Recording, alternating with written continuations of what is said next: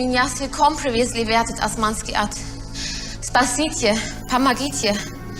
Видно, что вы сильная и богатая женщина. Скажите этим, чтобы оставили меня. Не ту, убью себя. Sen Sultan Süleyman'ın malısın. Ölmene de yaşamana da o karar verir. İyi ya. Götürün.